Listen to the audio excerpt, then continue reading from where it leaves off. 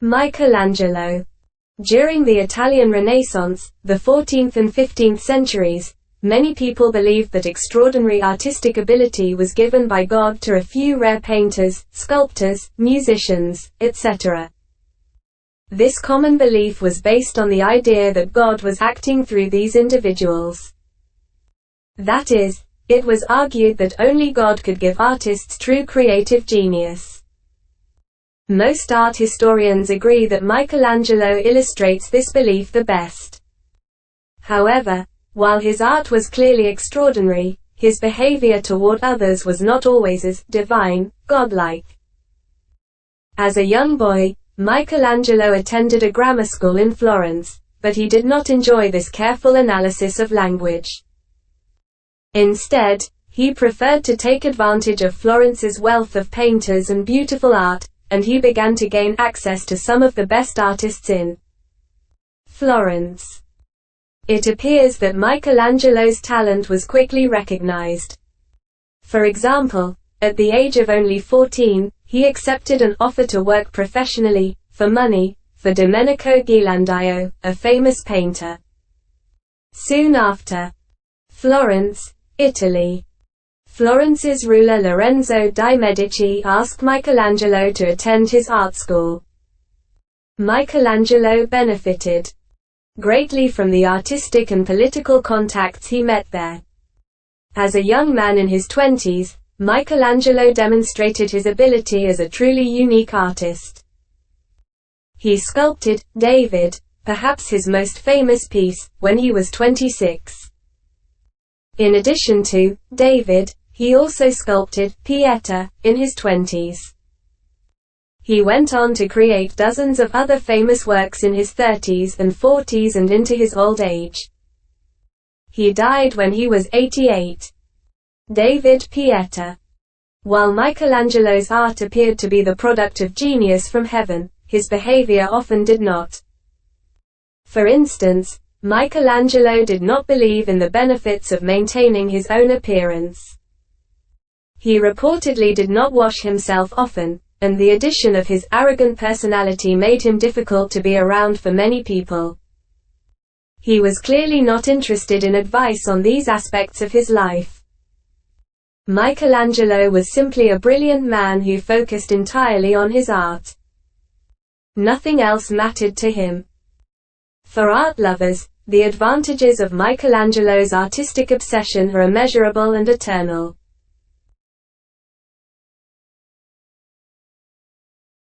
Blues music. An introduction. Award-winning blues guitarist and singer John Cephas. The blues is a traditional form of American music that can be described as an emotional and personal musical expression of ideas. The basic concept of the blues is that it is a heartfelt expression of personal troubles. For example, if you have a conflict with your boyfriend or girlfriend, you have the blues. Or if you are unemployed because of job cuts at your company, you have the blues.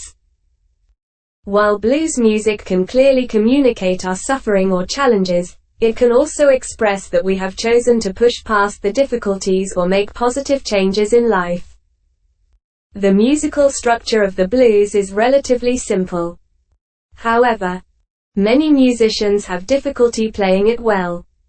This usually depends on a musician's ability to feel this type of music.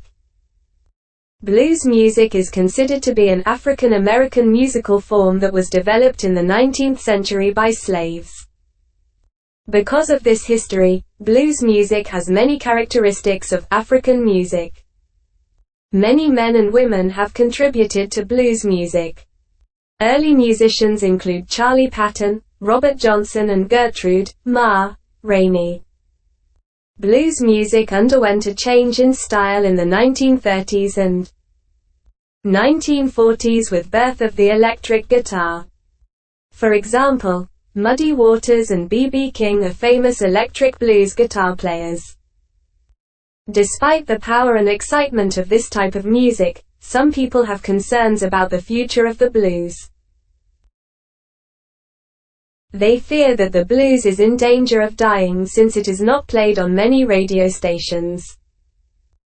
However, this appears unlikely since a growing number of young musicians and entertainers, such as Marcia Ball, Gary Clark Jr. and Keb Mo, have decided to continue this important musical tradition. Why do men wear neckties? Have you ever wondered where the concept of the necktie came from, or why men have decided that wearing a necktie is a good idea? After all, a tie does not contribute to keeping us warm or dry. It's purely decorative. The necktie originated in the 17th century. At that time, King Louis XIII of France hired Croatian soldiers, whom he depended on to help with a military conflict with Spain. These Croatian soldiers wore a piece of cloth around their neck in order to tie the top of their jackets.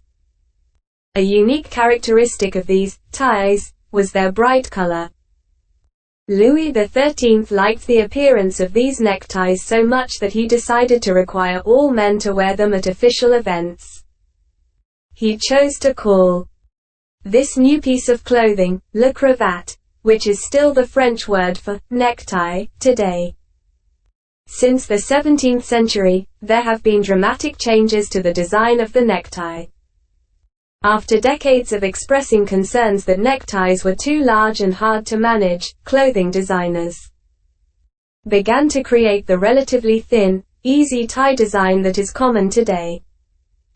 However, just like in the kingdom of Louis XIII, men who do not wear a tie to formal events or to their workplaces are often in danger of looking inappropriate or disrespectful. For this reason, young men who have difficulty learning to make the special necktie knot usually must keep practicing until they get it right. Pursued. The birth of the academic university.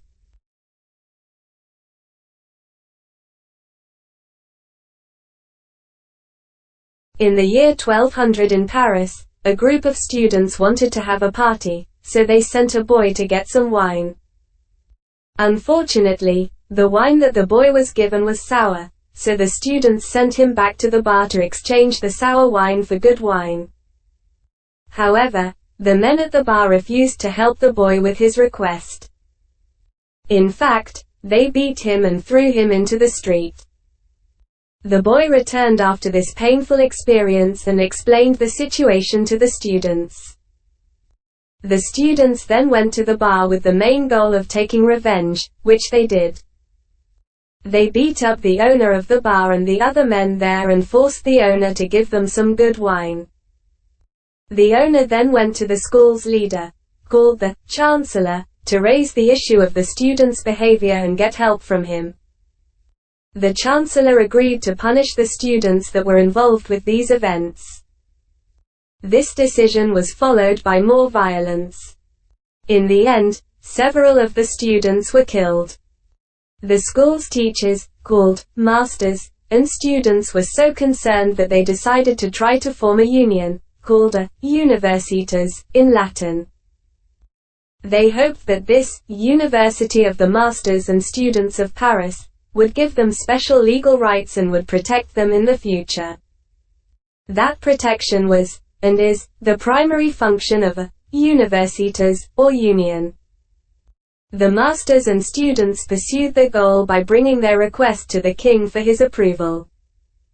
The king asked them what they intended to do if he did not approve the university.